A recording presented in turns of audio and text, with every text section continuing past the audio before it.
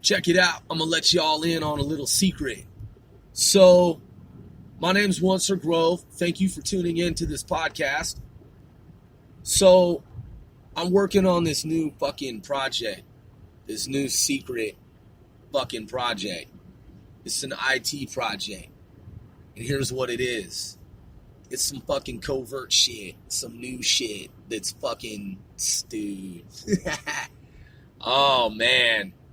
Yo, man, if you're a fan of this show, if you've been a fan of this show, if you support this show, we 495 appreciate you. So, that is 495 in alliance with L4. I talk about that quite a bit because we're branded. We're already branded. The idea now, man, is to take the shit to the next level. Okay? In order to take the shit to the next level, we got to start doing movies. Period. Like, no bullshit.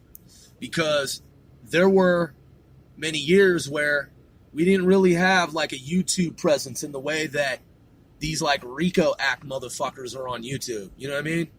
Like, I'm just saying, like, they were doing RICO Act shit. So, you know, whatever. They were hustling. They got their money, you know, through the RICO Act and shit. And so they paid for their videos and shit. You feel me? We, 495, on the other hand, we invested in the stock market. So, like, in terms of the Big Apple, New York, the state, Empire State, look, man, I'm working with investors. Like, man, you see that fucking show? You're probably like, which one? I'm talking about any show where cats are doing flips. I'm looking for New York properties, man, to invest in. You feel me? Because, man, as an investor, yo, in terms of New York real estate, like, I've already invested in the REITs. I've already invested in the real estate investment trusts. Like, I already have my pennies up in the fucking markets for, like, New York real estate.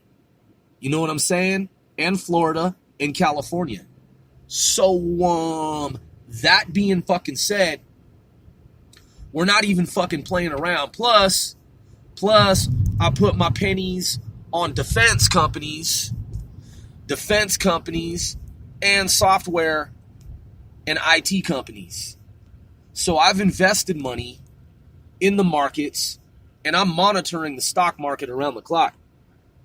I'm looking at different companies. I'm looking at different IPOs. I'm looking at different startups. I'm analyzing data, market intelligence, financial information, economic intelligence information, financial intelligence information.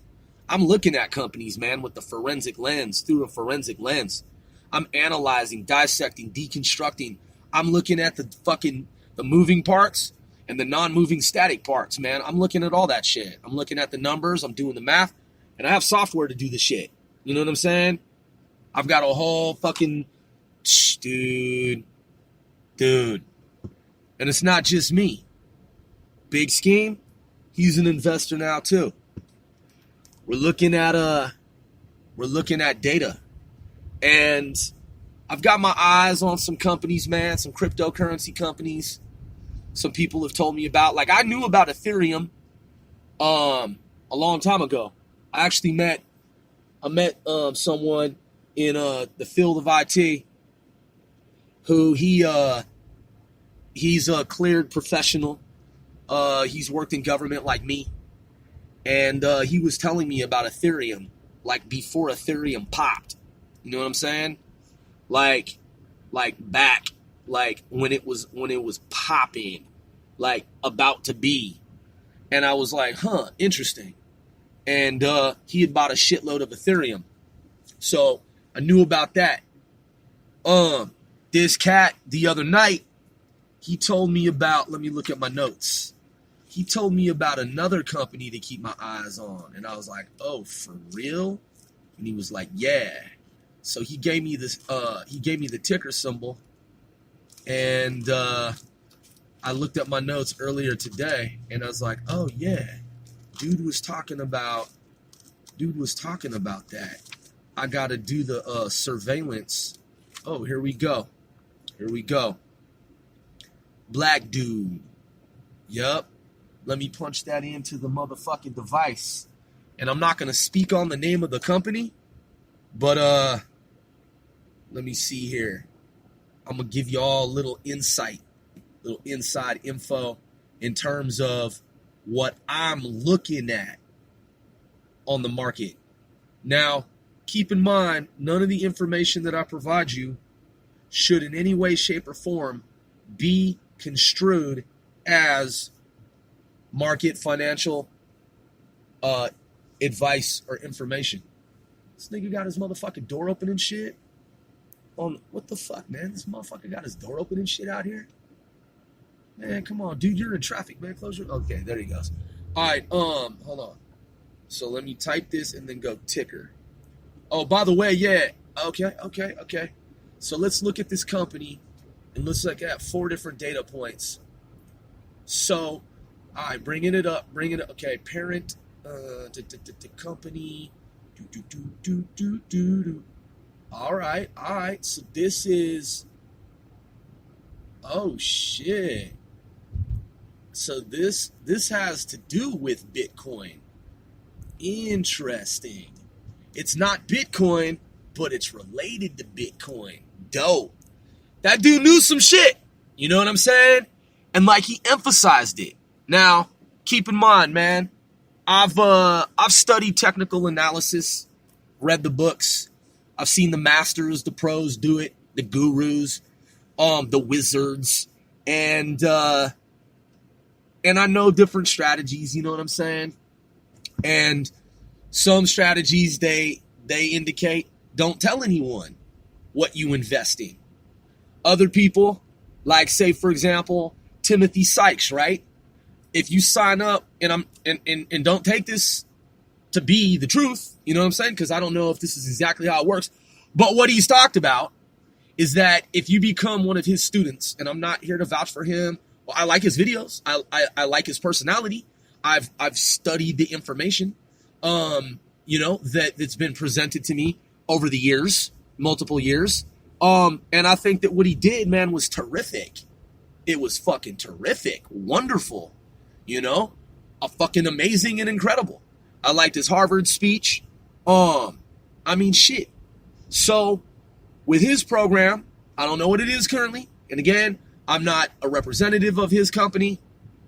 In the past, what he had said was that if you signed up for his program, he would show you what he was investing in. So you can go online, man, and you can see different students and different professionals, and they'll tell you what they invest in. Like I've told people before, I invested in companies that I told people about before. There was one company I made some money, Sky 440. You know what I'm saying? Inc. I invested in Sky 440 many times, man, and I made money at the time. You know what I'm saying? And I still monitor Sky 440 Inc. You know what I'm saying? I'm just letting y'all know. Like, I've invested in that company in the past, and I've made money. So with Sky 440 investments multiple times and sold the fucking shares, all of them, and then bought it again. So there was a time when I was doing it regularly, man, making fucking money like every other day. So Sky 440 is a company that I told y'all about. Some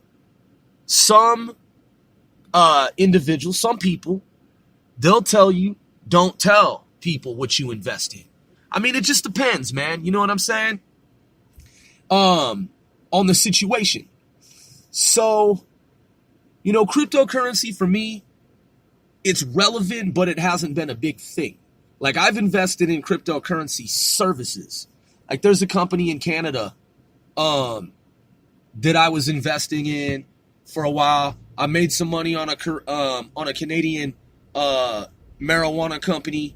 You know what I'm saying? Similar to Sky 440. So that was a pretty regular thing. I knew that if I put some money down within a couple of days, man, I checked as soon as the early morning bell rang, I would I would see the graph, and I would see the percentage of increase, man. And it would show me how much money I had made. And I was like, yo, I'm selling that shit right now. And I'd sell that shit instantaneously, man. Within fucking microseconds, the shit would be sold. Sometimes I'd keep some of the shares. Sometimes I would sell them all. You know what I'm saying? At some point, I had 600,000 shares of one company and sold them all. And then I bought that company again later down the road. So I've got my market watch list. I know companies that I've had an eye on for years that I've seen their technical, their financial, you know, their position and all the ratios. Like, I'm hip to all the math in regard to how it's done. And, you know, splits, reverse splits, like, you know what I'm saying? If you look at the different systems, I've read about all of them. Like, I've read the index, the compendium, the book, you know what I'm saying? And I mean, I even considered studying, you know, for the Series 7. And I've talked to brokers, man. I've talked to a lot of brokers. Ships, dry ships. I invested in that company as well. Some time ago. You know what I'm saying? And triple reverse splits. Just all kinds of shit, man. So my point is, the reason I invested in the stock market is to make movies, man. To make movies. Because that's the ultra underdog strategy. Because to make movies, man, a lot of times you got to have some serious fucking dough. You got to have some serious fucking dough, like some no joke money, like no fucking playing around money. Yeah, you can shoot little videos and stuff like Tekashi and them were doing, man, and you can do incredibly well. Like, if you're making videos, like music videos and stuff, you can do that shit with your cell phone now. You know, you can do that with your fucking iPhone. Like, you can make movies with your fucking iPhone and your Android, and let's see, all right. And people do that, and they're quite successful. They're quite successful making movies, videos on their handheld devices, their mobile devices. And they'll get like over 1 million plays or like several million plays. And then when you go to look at it, you're like, yo, how did they make that video? Like, who produced it? And then you'll find out that they did themselves. Like, they're just driving around in cars and shit. Like, one person will be in a car and will be driving with the camera, the iPhone or whatever. And then, you know what I'm saying? And then you'll have like cats that are just like stationary position, and you know, they're throwing up their gang sets and signs and shit, hand signs, hand gestures, yelling out their fucking sets and whatnot, and just basically out on the block, man, in the hood, just wilding out, doing whatever. People making money doing that, man. I'm talking about making films, like real motherfucking movies, like Ron Howard type shit, Steven Spielberg type shit, George Lucas type shit. I'm talking about making real fucking movies, man. I mean, I've already been interviewing stars in Hollywood. Like, if y'all didn't know that, you know what I'm saying? If you're new to the podcast, I've interviewed Hollywood stars with my lovely co-host. You know what I'm saying? We did 3 seasons. We started the 3rd. You know what I'm saying? And I just found out the other day, man, like, we have over 1,000 fans. So that's another project, man.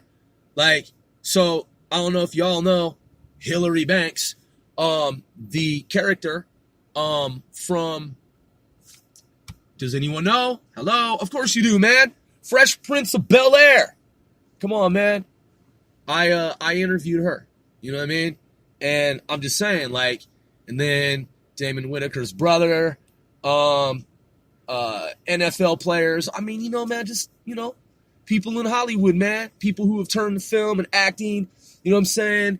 And and then I did the UK comedy troupe with the Greenfield brothers and under pen name alias, you know what I'm saying? Several seasons of that. And then, man, so now it's time to do film, man. Now it's time to make fucking movies. My dudes, my guys, our squad, my guys, man. Look, we got the whole thing lined up, man. Like, what do you want? You want to see a white dude? You want to see an Asian dude? You want to see a Mexican American dude? You know what I'm saying? Latin American dude, Hispanic dude. You know what I'm saying? You want to see a black dude, you want to see a native dude, like, we got it hooked up, man. I got models too. I'm just saying, like, man, I got face men, people with like baby faces, people that look like, you know, Danny Trejo, like me and shit with the rugged look, you know what I'm saying? I'm just saying, man, like, look, I got a fucking team. We are a team, and I'm a team player. We're making movies, man. We're about to start making films, doing film. And we're not joking, man. So when we launch, I mean, we already did the clothing line. So we already have the clothing line out, have a book out. I'm in a book by Marianne Ruth, the late Marianne Ruth. I'm in a book about high achievers. So I'm in a book. I wrote a book, do the podcast, put out albums, clothing line, you know what I'm saying, fashion merchandising. I've already talked about this before.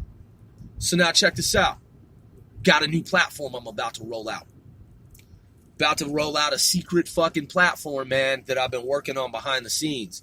I haven't launched it yet. There's no website or anything. It doesn't exist in that way. That's not what I'm doing right now.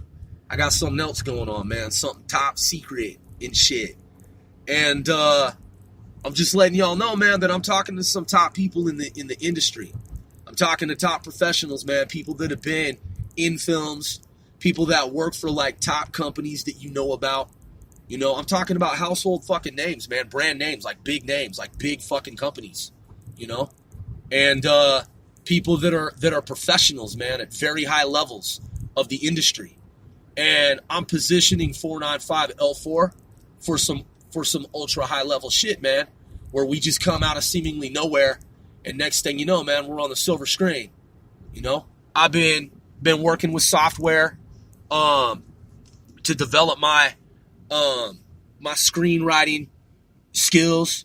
So, you know, I've been going through literature and documents and different principles of filmmaking and screenwriting, and I've been writing, man, lines of text here and there, you know, sections here and there of data is what I've been generating, man. I've been writing up a fucking storm.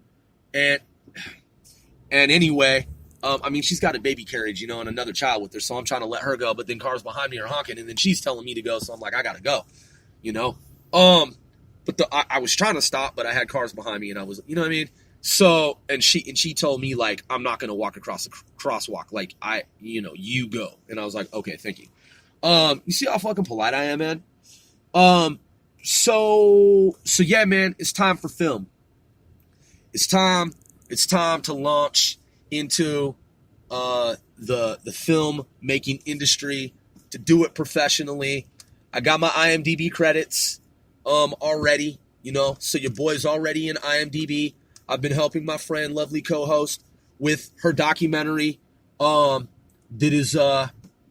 going to Vimeo. You know what I'm saying? And it's basically more or less done. You know what I mean?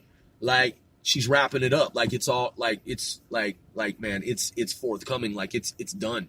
Like, within, like, you know, it's done. So your boy got his IMDb credits.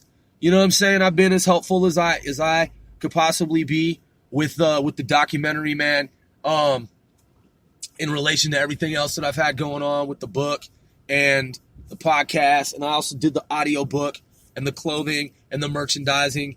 Man, I've just been working around the clock, non-fucking stop, man, 24/7, 365.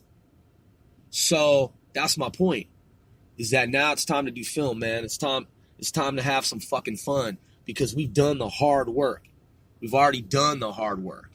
We've already labored, man. We've already worked odd jobs and shit, and worked in government and contracts and, you know what I'm saying, IT and this and that.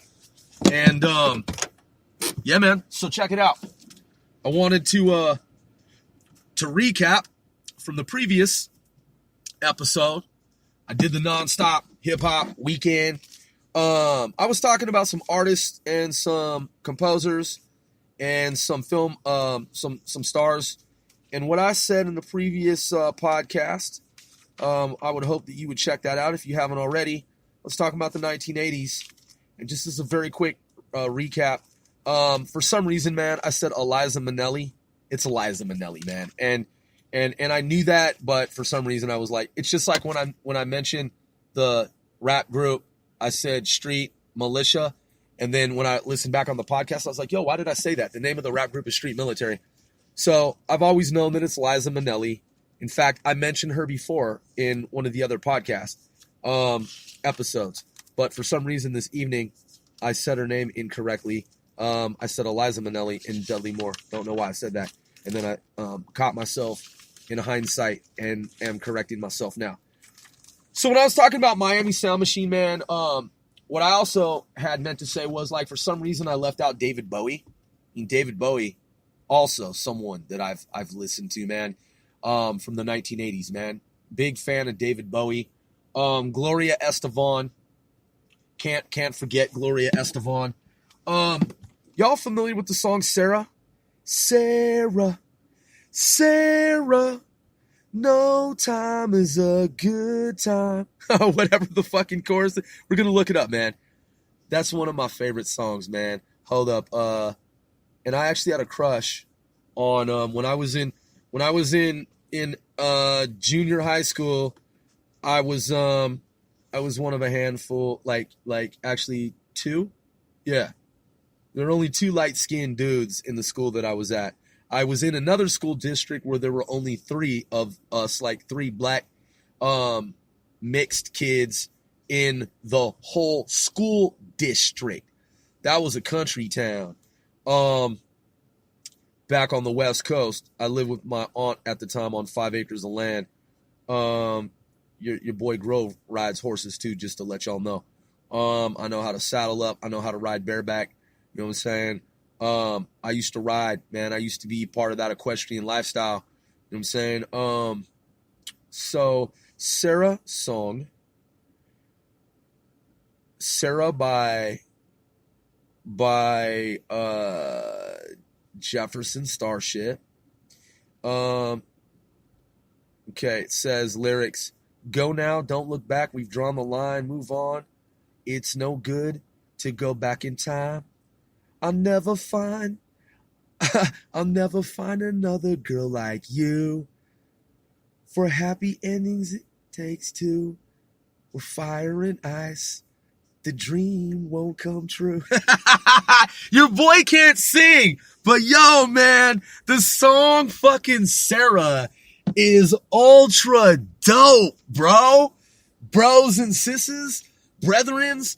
Look, man, I used to sit, so I was an athletic, like, energetic dude. I used to, like, fucking scale walls and shit and do ninja shit and, like, was all fucking crazy, like, ninja, like, fan and shit, fandom, like a fanatic ninja fucking kid when I was, like, young and shit. And so I'd come to school with, like, shurikens that, you know, we used to call them Chinese stars. I'd have them in my shoe, you know what I'm saying? Like, I'd put them at the base sole of my shoe, and then I would, like, put my shoes on and I'd walk in, and then, you know what I'm saying? Like, nigga just, like, slip his shoe off real quick and, like, pull out, like, 5 Chinese stars and shit, you know what I'm saying? And kids in the classroom were like, damn, are those real? And I'm like, yeah, man, they're razor fucking sharp. Watch. Teacher's not looking. Whoop, throw one at the wall and shit. Niggas be like, oh my God, that's maniac. What the fuck? And I'd just be like, yeah, man, ninja shit. I'd be like, shh. And then when the fucking teacher wasn't looking and shit, again, because he went or she wouldn't see the star, I'd walk over to the wall real stealthily and shit, because the instructor, I'd be like, so could you explain that one more time? So you said you got to carry that. Okay. So like, is that so it's the device, the dividend, like with, you know, and then he'd be like, or she'd be like that. And then I'd be like, when the teacher, you know, would be all involved and shit, I'd walk over to the wall and I'd pull the star out, and the class would be snickering like, oh my God, you just threw a fucking Chinese star. That's so insane. Don't ever do that shit in a classroom. Okay. That is fucking illegal. I guess. I don't know. I'm not a lawyer. I can't give any kind of legal advice. And this was the like, no one ever got hurt, dude. So, like, don't even trip. Like, we're from a different era, man. Shit was fucking kosher. Like, you know what I'm saying? It's a Chinese star. It's like throwing a dart at a fucking dartboard. It was never in the direction of any humans or anything like that. I'm just saying we were wilding out, dude, when we were kids. I mean, you can equate it to, like, fucking kids from the greaser age, man. Like when cats would pull out switchblade. I mean, I had a switchblade. I had many butterfly knives and shit. One of the tricks that I would do, you know, the whole butterfly knife thing is like, right? Like you learn how to do a little pattern, like where you like, you know, sideways and then up, down and around and then like up, right? So you take the butterfly knife, or I'm sorry, yeah. So then you open it and then you go sideways and then you bring it down around and then like up, right? If you know butterfly knife shit, then you know exactly what I just said is fucking accurate, right? So I used to rock the butterfly knife, but my little twist to it is that what I would do is when I was opening it, I would throw it in the air, spin it, and have it come back down and land in my hand and shit open. That's the shit I was doing. So, you know, throwing knives and shit, and so anyway, the point is that back when we were fucking wilding out, back in the ninja days, we had a little ninja clan. You know, every school I go to, there'd be a different clan and shit. We'd clan up, right? I mean, man, we had girls in our group too, man. There were man. There are some females that used to box on the playground, bro. Like they could fucking throw down, like heavy hit, like hard. Like my ex, man, who I was basically almost engaged to for like 4.5 years, right? She was a man puncher, man. Like she was a knockout artist and shit, because her dad had an anger issue. And so she had it too. In fact, what was it called? It was called, it's like a thing. I looked it up and I was like, yo, that's crazy.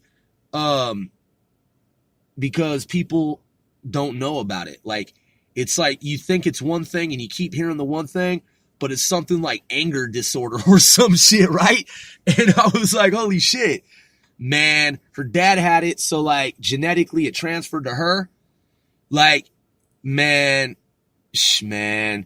first of all, back when we were in a relationship and she was, you know, we were together for like 4.5 years, man, she was dope and, everyone knew it. And so fucking, and your boy, like back in the day, man, I had the like little baby face and shit, you know what I'm saying? Cause I was all athletic and shit, skateboard, fucking ninja kid back in the day with all the ninja homies and shit, skateboard homies.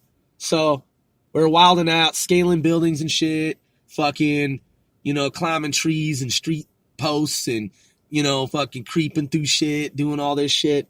So anyway, the point is that she, like, we'd be on the streets and she, like, there would be like a gang fight and she would be knocking fucking people out, like grown ass men and shit. I'm talking like on some biker level shit, like throwing fucking bolos, like punching hard, like a brick punch and shit. And for real. And fucking, like, man, dude, man, don't get me started about Canada and guns and shit, man. Because, dude, back in the day, fucking gun, side panel, you know, guns, you know, I'm just saying, man.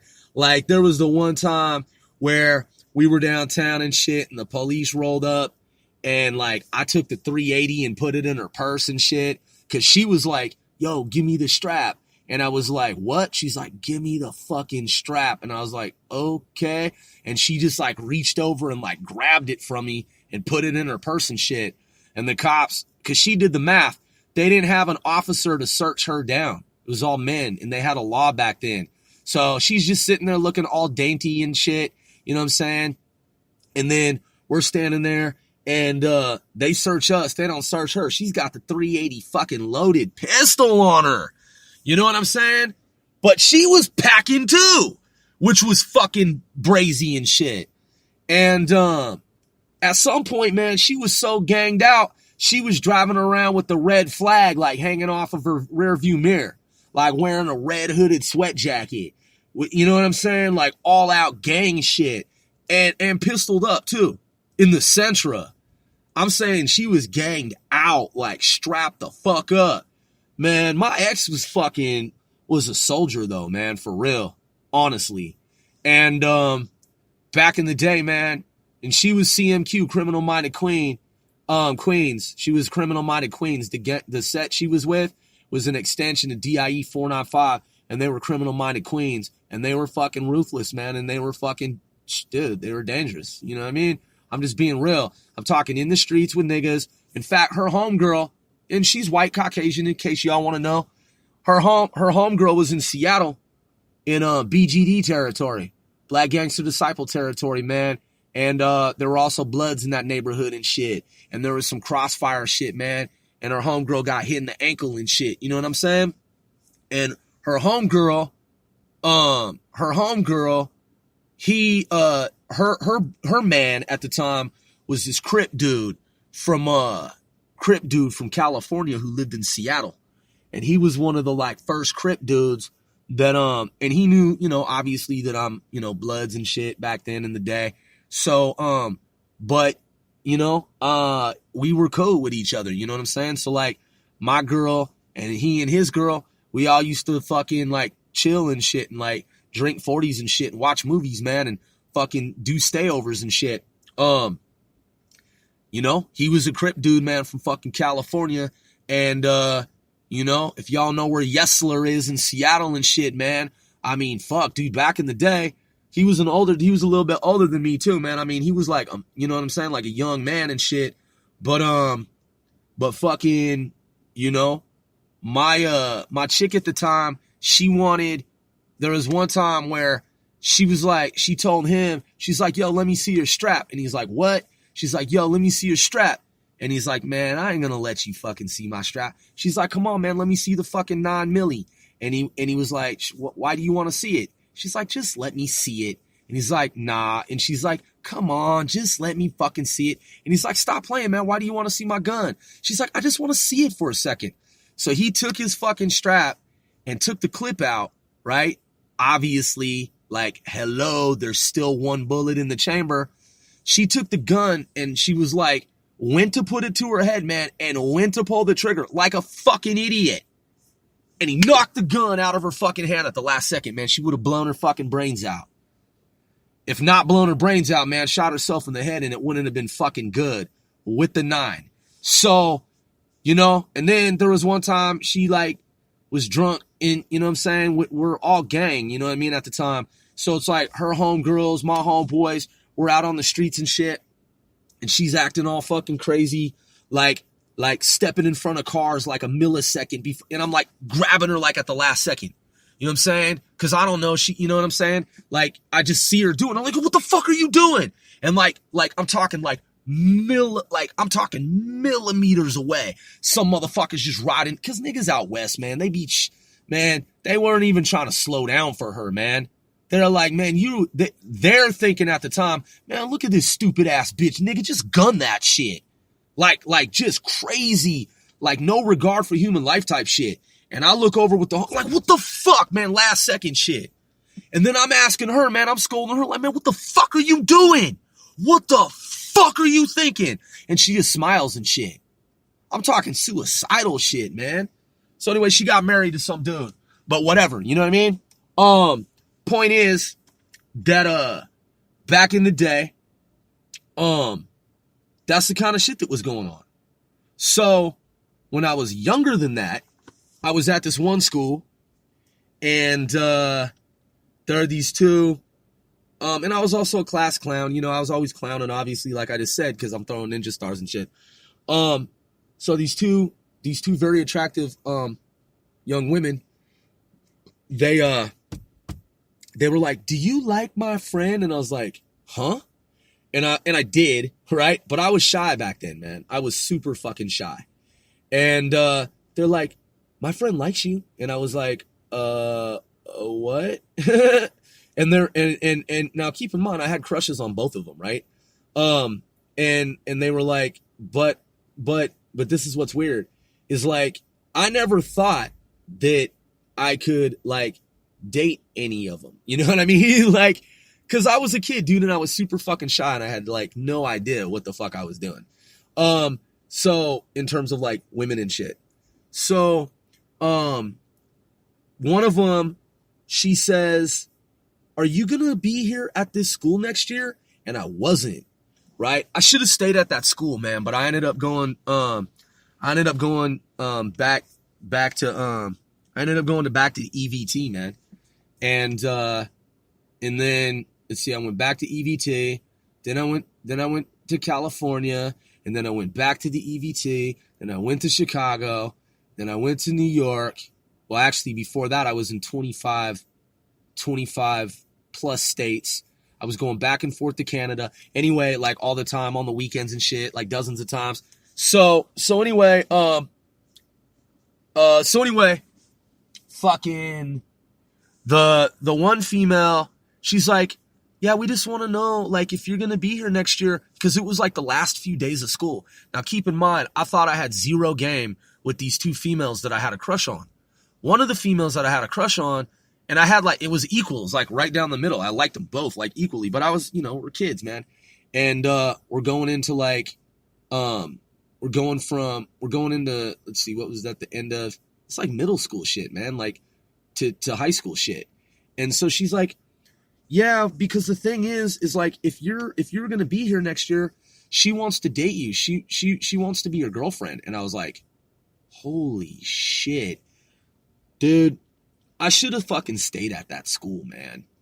I should have stayed at that school because, I mean, we're friends on social media, you know what I mean?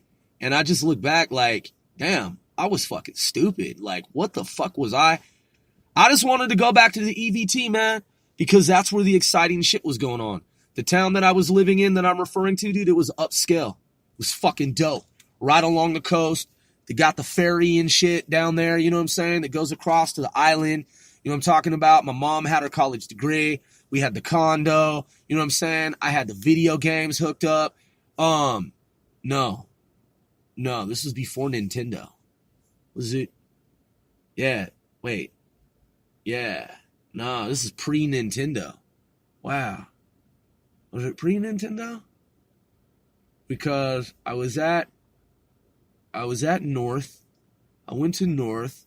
And so then when I'm at North, that's when the video games... Oh, this is just before Nintendo. That's what it is. It was on the cusp of Nintendo.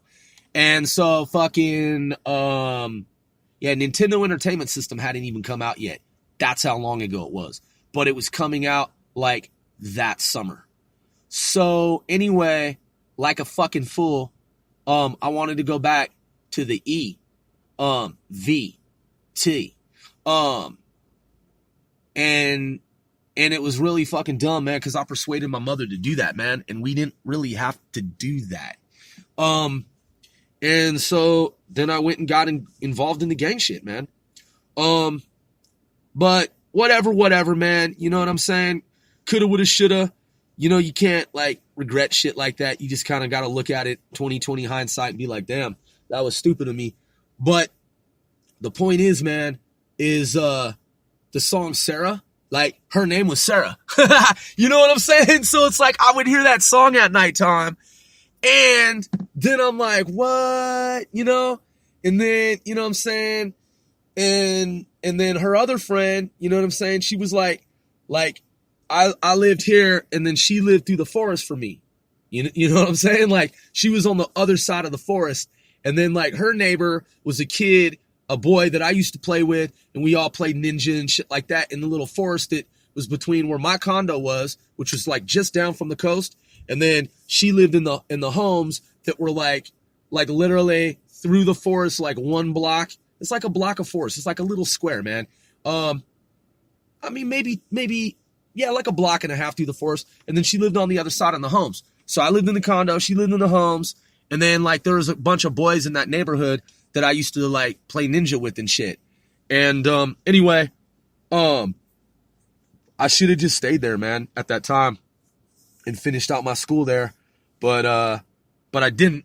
So anyway, that song, Sarah, dude, is an amazing song, man. Jefferson Starship. And then let's look at what David Bowie was doing, man. Let's take a look at David Bowie. I'm going to be doing a metal podcast. I'm going to do one on metal cuz your boy is a half white dude, and I listen to a shitload of rock music. Always have. I mean, shit, I was a skater thrasher. You know what I'm saying? I used to thrash on the skateboard. David Bowie. And and I used to have the buzzed up haircut and, Doc Martin chain wallet type shit. Let me see. Overview songs. Let's look at David Bowie's tracks. 1982, Under Pressure. All right. And then Starman, the Rise and Fall of Ziggy Stardust. All right. Fame. Oh shit. Young Americans, 1975. China Girl, Lazarus. Okay. Have you guys ever seen, I would put David Bowie and Sting in the same category. Have y'all ever seen the movie Labyrinth from 1986? Y'all ever see that? All right, so let's do this. Let's look at Labyrinth soundtrack. Labyrinth is fucking ultra dope. David Bowie, right there, my man. David Bowie, come on. Oh, he's got he's got 3, 4, 5 tracks on the soundtrack. If this is accurate according to Google here, there are 12 songs on the score, the soundtrack, and it shows David Bowie opening titles, David Bowie on track 3, Magic Dance, David Bowie on track 5, Chilly Down, David Bowie on track 7, As the World Falls Down, David Bowie on track 9, and David Bowie, which is Within You, and then David Bowie on track number 12, Underground.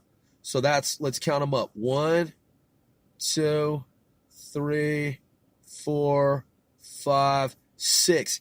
That's 50% of the tracks on the soundtrack to the movie Labyrinth, which is a movie. It says fantasy adventure, 1 hour, 41 minutes. Yo, Labyrinth, I put it in the same category as the movie Time Bandits. Fucking dope movies, dude, from the 1980s. They don't make movies like that anymore, man. Those were special times, man. So I'm gonna be doing a podcast here. I'm already 42 minutes into this. You know what I'm saying? Your boy just be podcasting because I look at the professionals, man, like me, who do their thing. You know what I'm saying? And who have been doing it longer than me, and is what I should have said. I look at the professionals who have been doing it for a long time. And, there's some cats, man, they do like 10-hour long podcasts, man. Like they're on the podcast for like 10 hours. And I know you're probably like, Grove, come on, man, that's too much talk. You know what I'm saying? And I'm like, yeah, but I ain't podcasting for 10 hours a day. So what I'm saying is they are. And you might think that it's a lot of talk, but shit, I'm making money on this show and they're making money and they've been doing it for a long time. And so for this podcast, it ain't like you got to listen to every fucking thing that I do on the show. You know, who the fuck is going to sit here and listen to the whole show? You know, I'm sure there's someone out there that likes the show, you know what I mean? And who listens, to a show here and there occasionally, and they'll peep the whole thing. I'm just saying, man, you've got masters, man. Fucking, that is those who are at the master level, and they're pros who have been podcasting for a long time. You got some people, man, doing 10-hour long fucking I'm not saying the whole, like there's one episode of their podcast, that person's podcast that is 10 hours. That's not what I'm saying. I'm saying over the course of the day, they've literally been at the podcast off and on or on the radio for 10 fucking hours and they're making money. So now that I'm making money with the show and I'm looking at the numbers, I'm like, yo, I'm strategizing to make $1 million, man, on the airwaves doing this shit. Because honestly, it's doable. It's feasible. Like, I can make $1 million with this podcast. I already have the tools to make $1 million with this podcast. Like, I've already figured out what I have to do to make over $1 million with this podcast. So, sometimes you just hear me on some random shit. I'm going for content. You feel me? Like, it doesn't have to be any type of perfect shit. It's just got to be content in general. All right? So, I do a little mix of this and that, little variety. You see what I'm saying? I keep it various. I keep it broad range, Like, it's an assortment of things. Sometimes I do the colloquial shit. Sometimes I'm a little bit more formal. So I go between formal, informal, right? Rocking the colloquial, you know what I'm saying? The idioms, the expressions, you know what I'm saying? I say, you know what I'm saying? A lot of times. And I know that I'm doing it, and I do it for effect because it's all a stage play, like Shakespeare said. You feel that? So yeah. Shout outs to the nigga J-Rock from fucking Trailer Park Boys. I've given him 2 shout outs today. And if you know why I'm referencing J-Rock, you know what I'm saying? Then you know what I'm saying. That's my dude. I ain't never met him. Love to shake that guy's hand. Brilliant, man. Shit. So anyway, the metal episode, I want to talk about all of the fucking raddest metal shit. Now you might be like, Grove, why are you going to talk about heavy metal? Because I like heavy fucking metal. Okay? There's a lot of good groups, man. Doesn't have to be exactly metal. Some of it is going to be absolutely be metal. Look, man, I'm going to talk about like Scorpion. I'm going to talk about Whitesnake. I'm going to talk about fucking Twisted Sister. I'm going to talk about Iron Maiden, Judas Priest, Black Sabbath. You know what I'm saying? That shit ain't written down. Metallica, obviously. AC/DC. Man, all the old school shit. Ride the Lightning, Black Album. Fucking, all the way up to the new shit, man. Like, to the newer shit, like the alternative music, man. Kurt Cobain, Hole, everything that was going on with Nirvana. And you know why? Because I was in the Pacific Northwest when that shit was on and popping. I was there for Nirvana, man, during that era. And Smells Like Teen Spirit. Come on, dude. Like, I was there for Pearl Jam, Stone Temple Pilots. I was there for the group Tool. I was there for fucking, Alice in Chains, Dem Bones. Shh. Look, movie soundtrack, Dem Bones. That's when you walk in. That's when you see a club scene. You know what I'm saying? It's like pool tables, billiards, like motherfuckers, like everyone just like looking. You know what I'm saying? You come through the door with your homies and shit, and that song's playing. Okay? At the billiards place. You know what I'm saying? And it's the song Dem, but man, come on, dude. Man. Alice in Chains. Who else, man? Who else was in the Pacific Northwest? Has been in the Pacific. Remember the song Black Hole Sun? Come on, man. Let's look that up. Let's look up Black Hole Sun. That shit is just way too motherfucking tight. I had a crush on this other female later in high school. Man, I fucked that up, dude. That shit was stupid, man. I'm so fucking stupid for that. Soundgarden. Come on, dude. Soundgarden. Black Hole Sun. Let's look at the lyrics. Black hole sun, won't you come and wash away the rain? I can't sing. Black hole sun, won't you come? Won't you come? Dude, Soundgarden is the shit. Come on, man. Look, when I was in high school, man, there were so many dope chicks, man. I had so many crushes. But this one female, petite, blonde, she was into Depeche Mode. That's how I got into Depeche Mode. And shit. And I was just socially awkward at the time and stupid, man. So, like, her brother and I, one of my best friends in the world, man, he fucking, he's from Oregon, you feel me? And we used to do, like, sleepovers and shit and play video games. He's the one that got me into Metallica. Actually, he and my homeboy Sean did.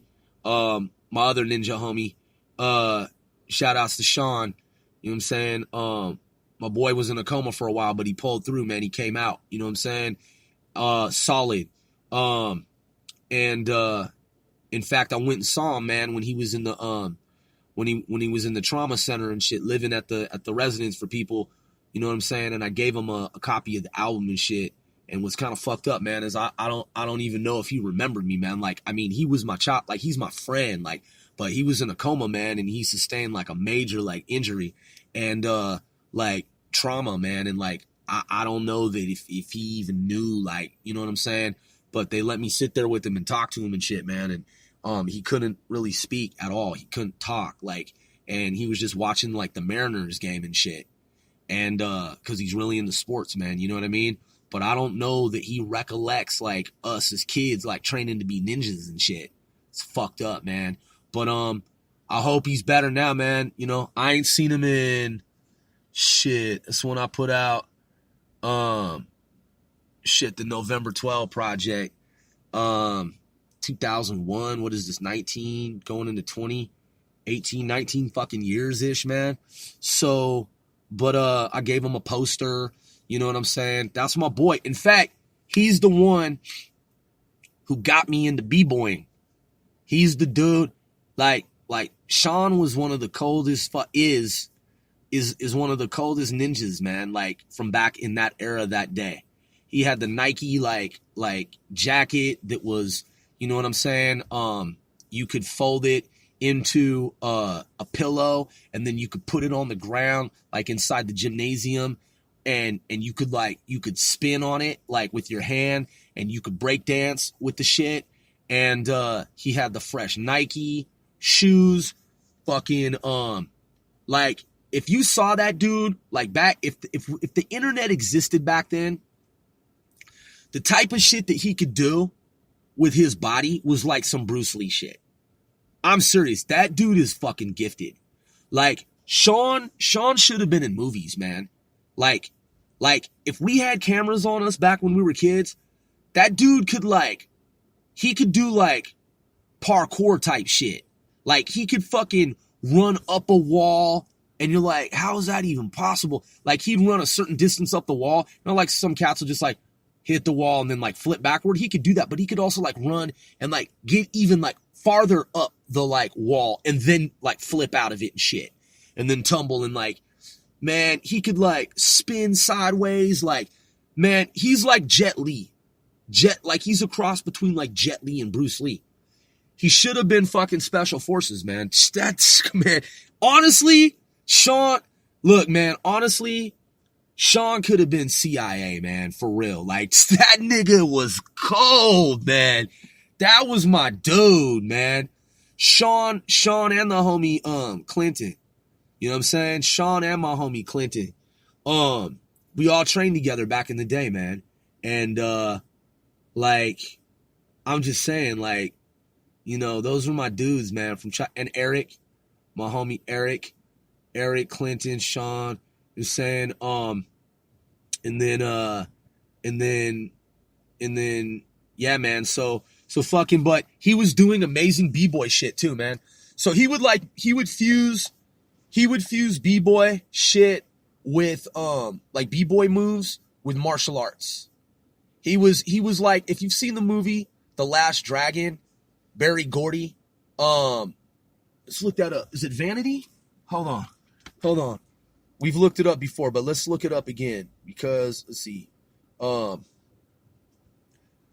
Last Dragon movie, Barry Gordy. 1985, comedic martial arts film produced by Rupert Hitzig for Barry Gordy and directed by Michael Schultz. Okay, this movie, dude, is just way too fucking dope. All right, 1985 comedic martial arts film produced by Rupert. We already said that. Yep, the film stars Timac. I don't know if I'm pronouncing that correctly. And then Vanity, and then Julius J. Carey Thury, Chris Murney, is that Keisha or Keisha? Knight Pulliam, and I don't know if I'm pronouncing that correctly. And Faith Prince.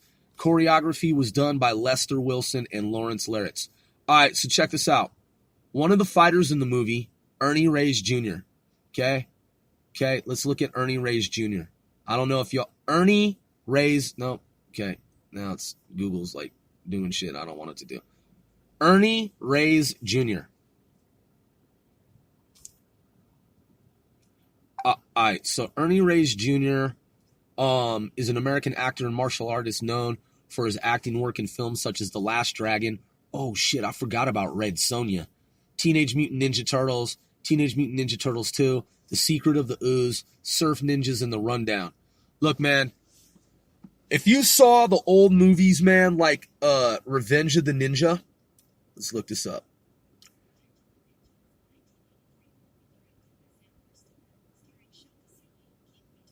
Oh, my bad. I got my headphones plugged in. I'm fucking tripping. Hold up. Let's redo this shit.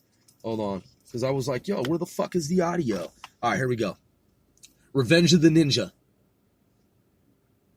Revenge of the Ninja is a 1983 movie directed by Sam Furstenberg, starring Sho Kosugi, Keith Vitale, and Kane Kosugi. All right. Sho Kosugi, Ernie Reyes Jr. These pictures should match. Okay. All right. Ernie Reyes Jr. Was born, it says IMDb, 15 January 1972, San Jose, California. All right. This dude is a badass fighter. It brings up Bruce Lee, Chuck Norris, Jackie Chan, Jean-Claude Van Damme, David Carradine, Brandon Lee, Dolph Lundgren, Jet Li, Keanu Reeves. Oh yeah, that John Wick shit is dope. I heard that he just got slated for John Wick 4, by the way. FYI, if y'all didn't know that. Michael Jai White, Yun Fat Chow, Bolo Young, Scott Adkins, Don Wilson, Cynthia Rothrock, Michael Dudikoff, Steven Seagal, Jim Kelly, Billy Blanks, Mark Dacascos, Ernie Reyes Jr. Boom, right there. All right. Donnie Yen was after him, by the way. Okay, so let's, god damn it, create a free IMDb account? Fuck that shit, man. I've got credits on IMDb, man. Fuck that stupid shit. I'm not trying to, hold on. Okay, here we go. Did you know trivia, personal details, related news? I just want to see the movies that he's in. Okay, so here's the filmography. All right, so I'm going back in time to the 80s. All right, so Ernie Reyes Jr. What? Producer Wiz Khalifa. Huh. The Last Dragon, Red Sonja, Highway Sidekicks, Fights to the Teenage Mutant Ninja Turtles. Well, then who's the kid? Hold on, who's the kid in... Okay, something's weird here. Who is the kid in Revenge of the Ninja? Okay, so this is the full cast right here for Revenge of the Ninja, 1983. Cast shows 44. Who was the kid? Come on, man. Kane. Kane Osaki. Interesting. Okay. So, that wasn't Ernie Reyes Jr. Nope, there's no trace of Ernie Reyes Jr. There's Cho's first son is Shane Kosugi. And then, as I stated, Kane. So Kane Kosugi. And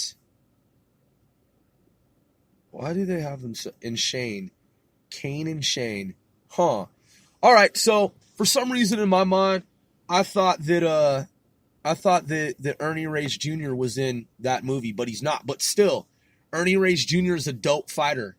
And so my homeboy Sean, he's got his style is mixed. And he's got a little Ernie Reyes Jr. going on. He's got a little Jet Li, Bruce Lee going on. He's got a little Steven Seagal. Like I'm telling you, man, my dude, shit. He should have been in movies. And but we were just wilding out kids, man. We were fucking stoners and shit. And So we used to smoke weed together, listen to music. He got me into the Beastie Boys more than I had been.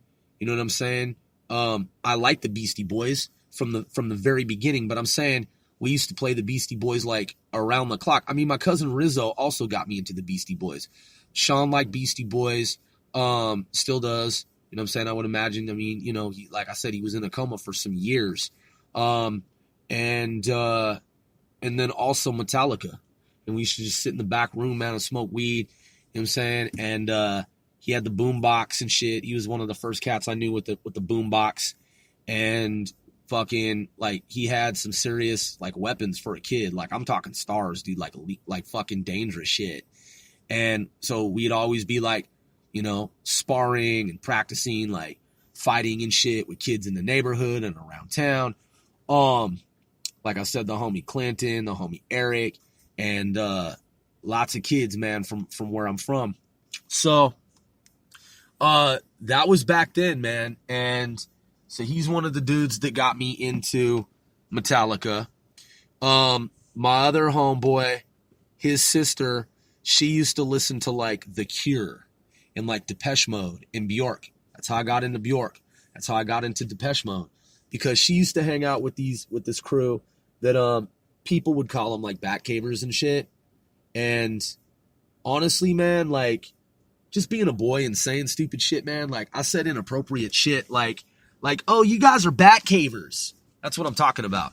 Not Weinstein type inappropriate shit. I was never like that. There's no history of me doing shit like that. But I said shit back then like, oh, you and your Batcaver friends. They were smart. They were all smart, man. And they just wore all black. This is before emo existed, okay?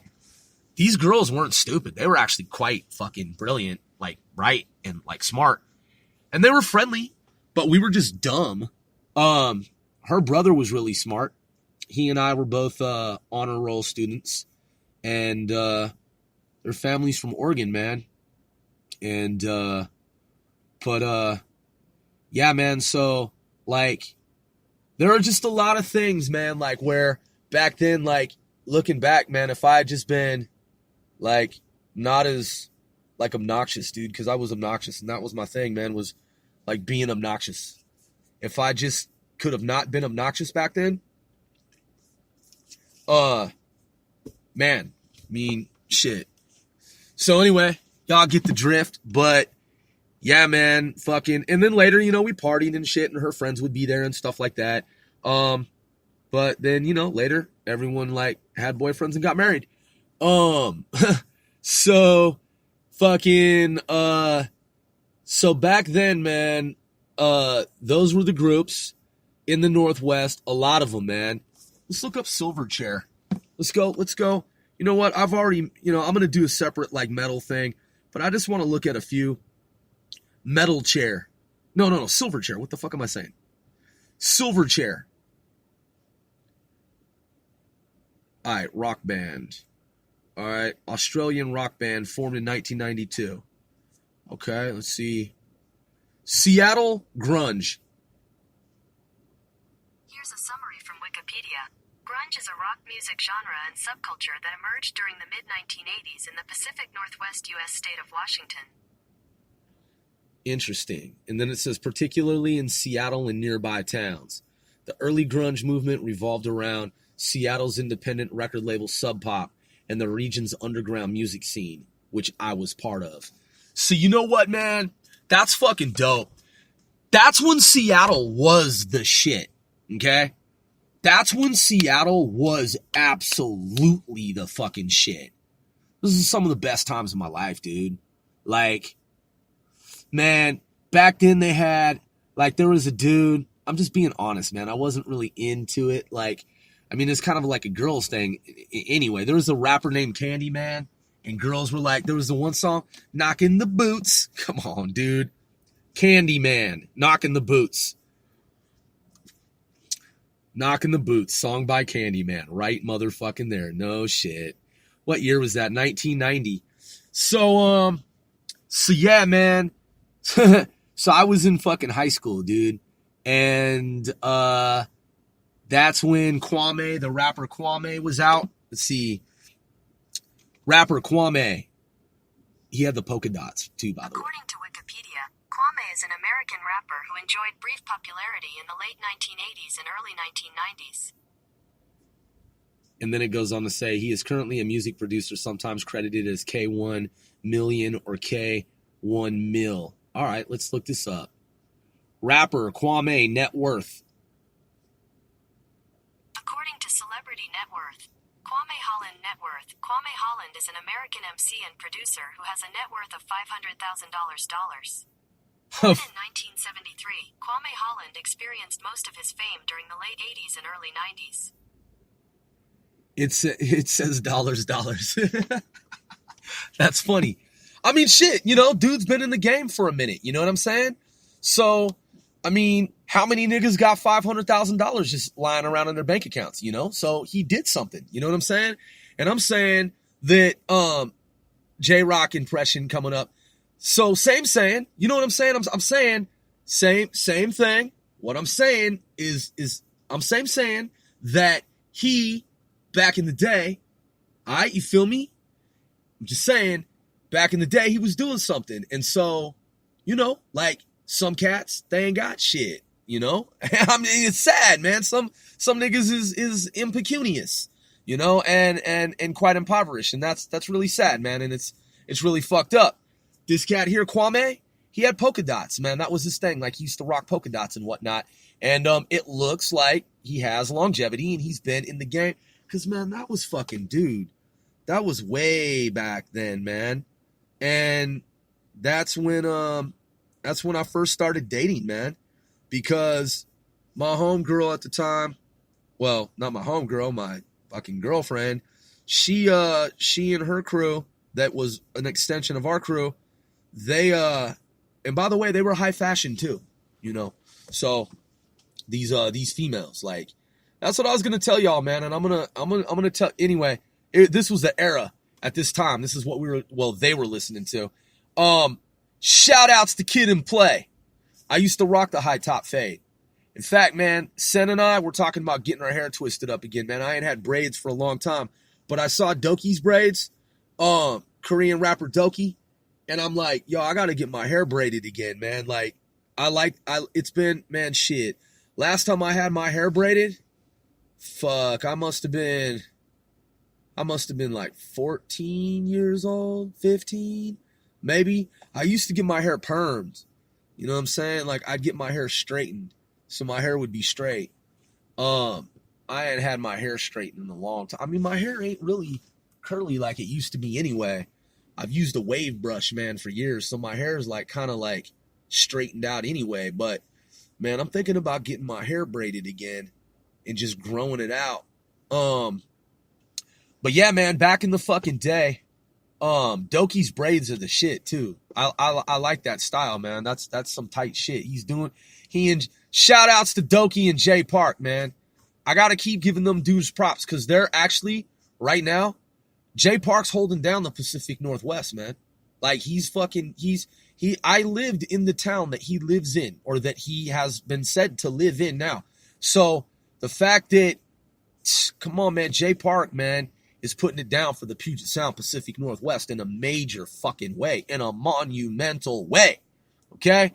I ain't got no beef, man, with Macklemore. You feel me?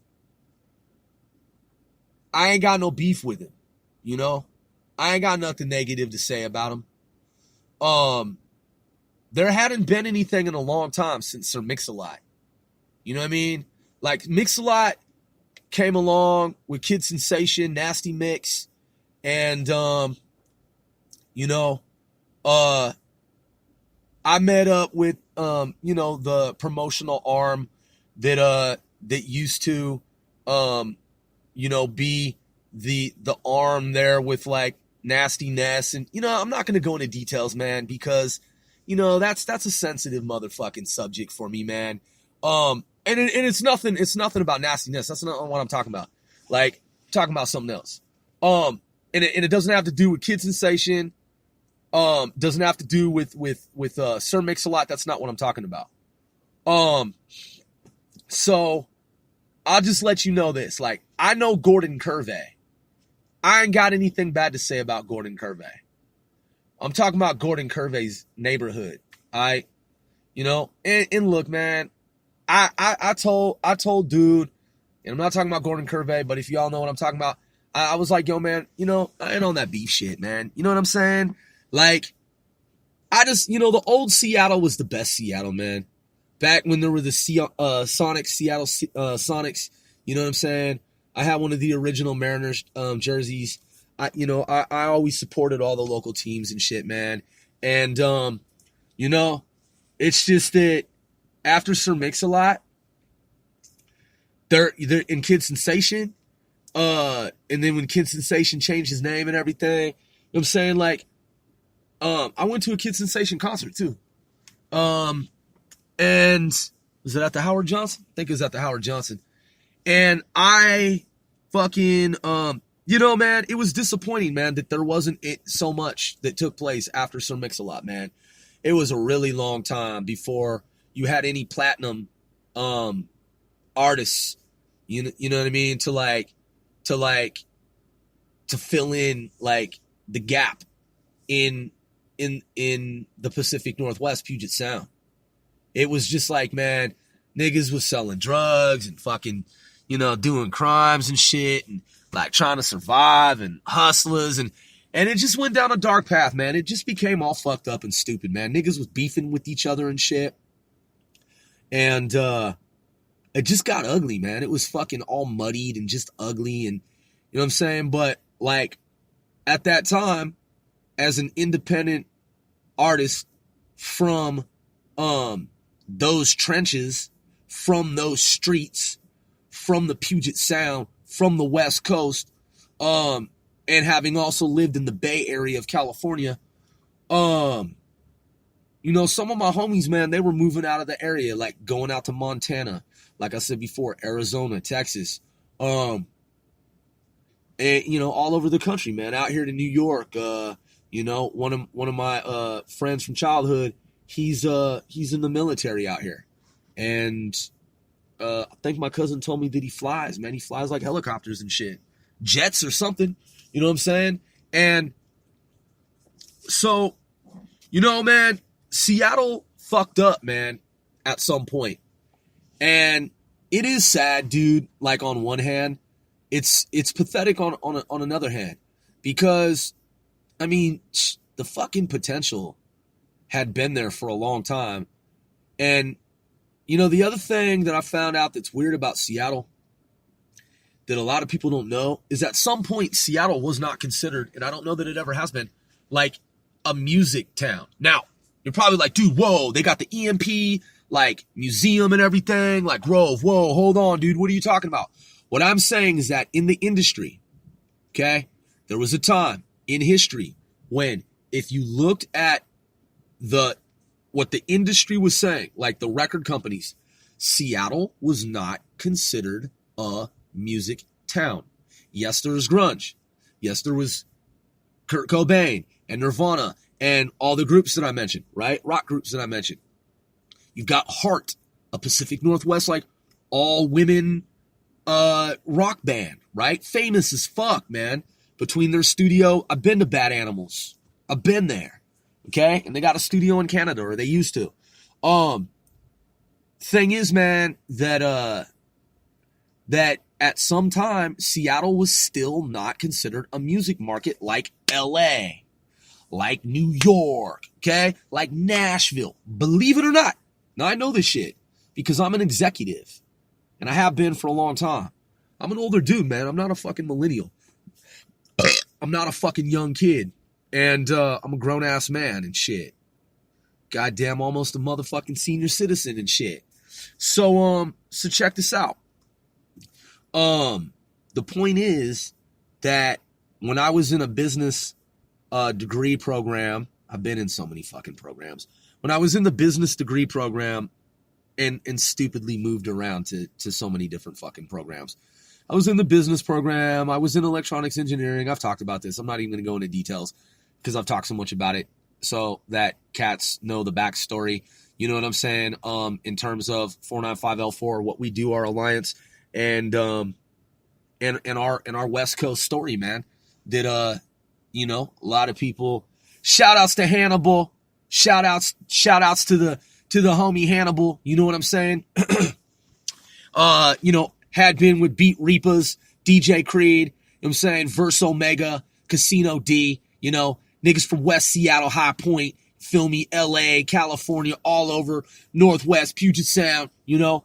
I told y'all, man, I used to have an office right across the street from Rick Steves, man, in Edmonds, Washington, dude. Okay? That's where Jay Park at some point posted up, is Edmonds, Washington. Edmonds is a lovely town. You know what I'm saying, man? That shit, man, growing up in the North End where it was all gangs, drugs, crime, and shit. Some point I was in Linwood, man. Linwood started to be called Linhood because shit got a little dark. You know what I'm saying? Edmonds is right across the street. Shit started to get kind of dark there too. I mean, dude, there's just been an influx of fucking drugs and gangs and stupidity. So it's not everywhere, okay? There's still civil society and shit. I know that's redundant, but I'm saying, I mean, you got opioid addiction. You got niggas hooked on OxyContin and this and that. You know, just like fucked up shit. Too many drug problems, man. People dealing with like depression and stuff, man. So they're trying to cope, and I get it, you know what I mean? But the point is that, and then you just got fucking drug suppliers that are just like, you know, selling drugs, man. And then the cops that, some of them, not all of them, but then you got like dirty cops that are involved in like racketeering and fucking illicit crime and shit, man, helping enable the fucking other criminals. So that's when Seattle started to take a turn for the worse, man. And I was like, you know what, man, like, I've done my thing here with my crew and our consortium of crews and you know what I'm saying? Like, our organization and network, our network organization spanning, you know, from there at the time to Canada and then California, right? Man, I came out here to the East Coast, man, because, man, I just wanted to do fucking music, dude. You know, I mean, that's all I ever wanted to fucking do, man, is make music, be artistic, do film, you know what I'm saying? And all that drug shit, man, and all that whole lifestyle of all that shit. I mean, I get it, man. Some people do it just to survive.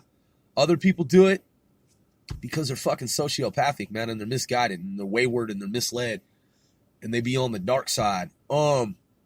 So that's what I'm talking about, man, is like, we got our start there in the Puget Sound, West Coast, same time that grunge was popping, alternative music, DIY, do-it-yourself. I used to listen to Skinny Puppy, DRI, Dirty Rotten Imbeciles. Let's look up Dirty Rotten Imbeciles. DRI, Dirty Rotten Imbeciles. According to Wikipedia, Dirty Rotten Imbeciles are an American crossover thrash band that formed in Houston, Texas in 1982. Fuck yeah.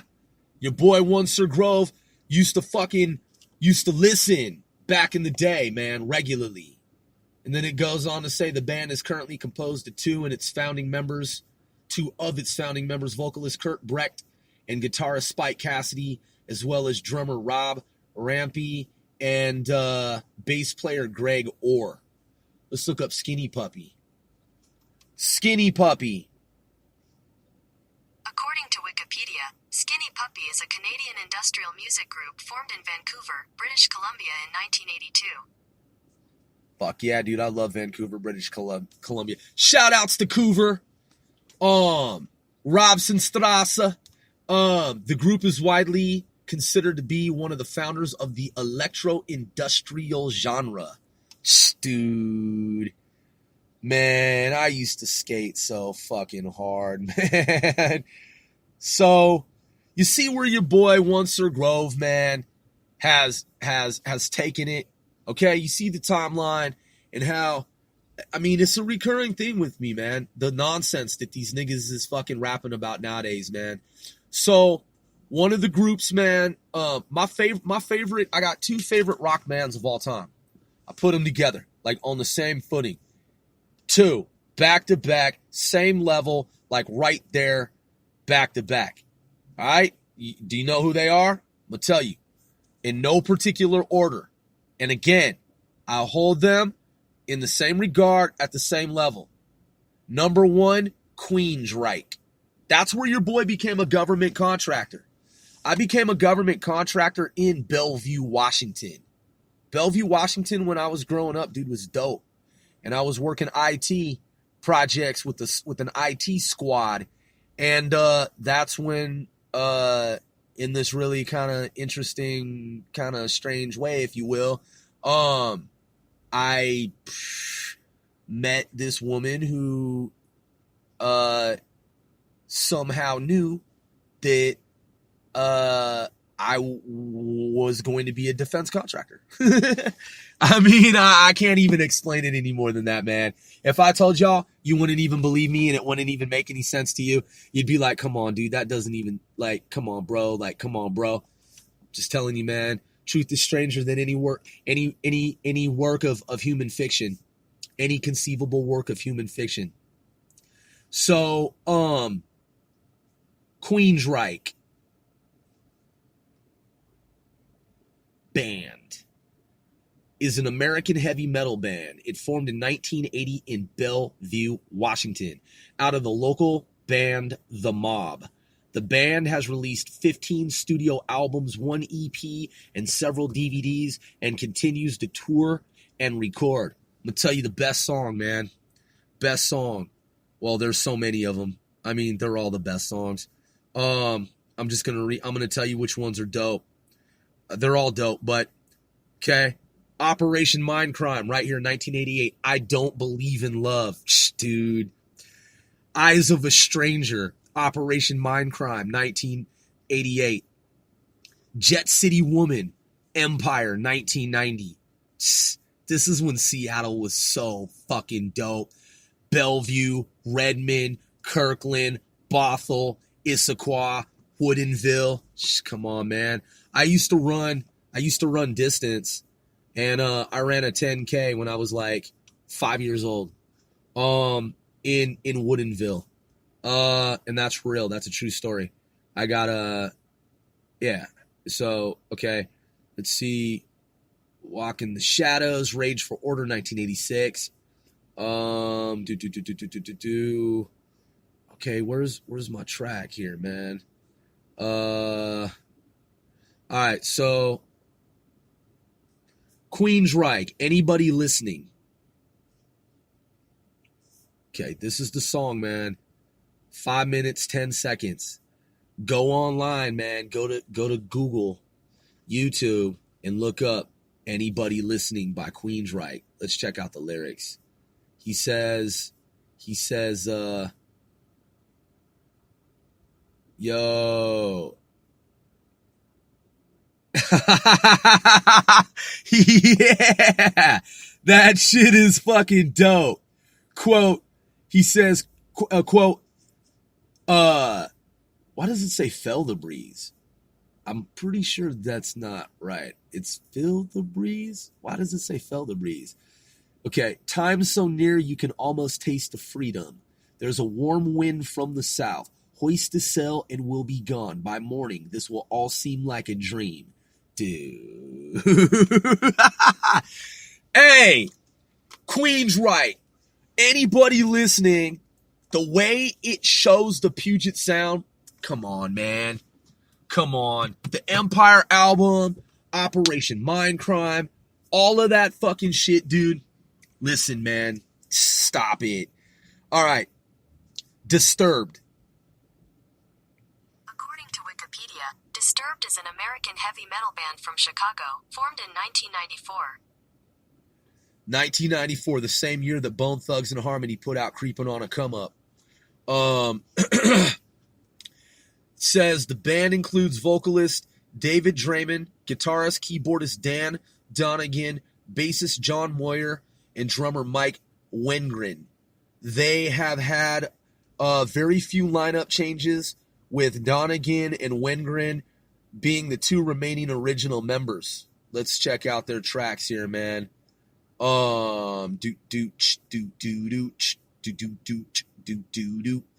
Albums. Excuse me. All right, Indestructible's dope. I mean, they're all dope. 10,000 Fists from, by the way, that's 2008. 10,000 Fists, 2005. Wait, what did I just say? 10,000 Fists is what I meant. Year 2005, dope. Asylum, 2010, dope. Let's see. That's when they're in Germany. Let's see. Okay, let's go to discography here. Stricken, the song Stricken. Ultra dope. Albums, singles. Stupefy. That's when I very first heard. Man, was it 2000? So I didn't know who Disturbed was until the year 2000. Because since it said that they were in effect since 1994, yeah. So 6 years later, that's when I heard the first track ever that I recall hearing from them, which is Stupefy. Stupefy. And Down with the Sickness. Let's see. Down with the Sickness, Voices. Stricken, it looks like 2005. Land of Confusion from 2006. When did the original Land of Confusion, Phil Collins?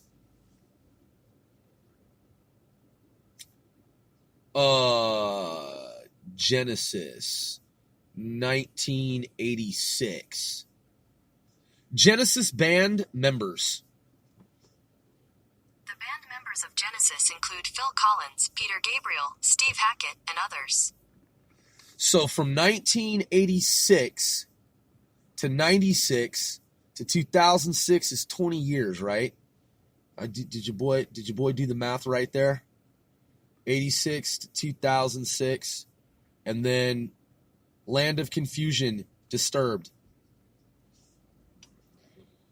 And I said, boom, 2005. So take off 1 year. So 19 years later, man. 86. Oh, wait, hold on. 86 to 96 is 10 years, right? Yeah. 86 to 96 is 10 years. 96 to 2006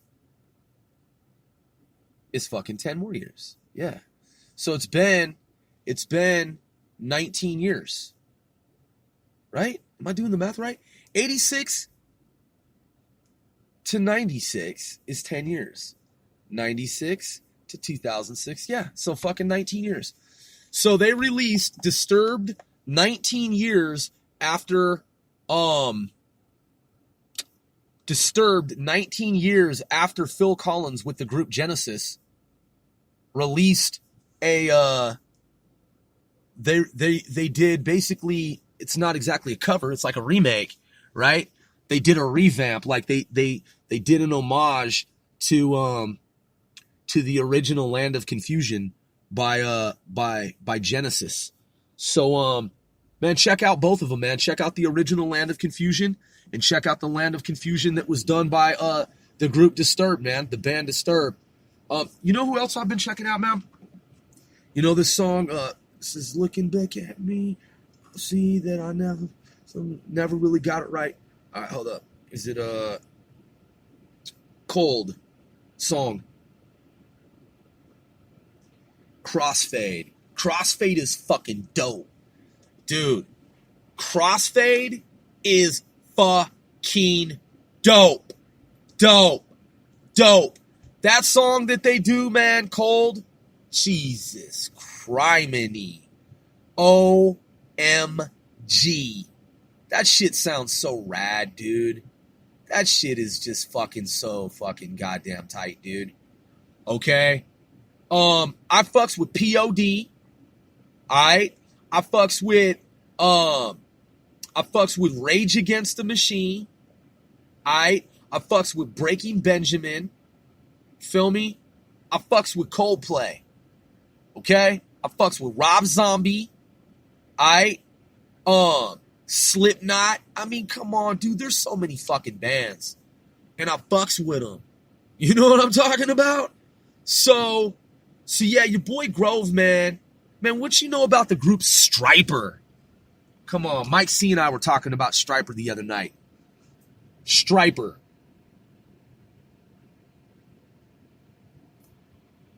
Stryper Rock. Stryper Rock Band. According to Wikipedia, Stryper is an American Christian metal band from Orange County, California. Dude. Stryper. Holy shit. 1986. Song, Honestly, To Hell with the Devil. Oh my God. 1988.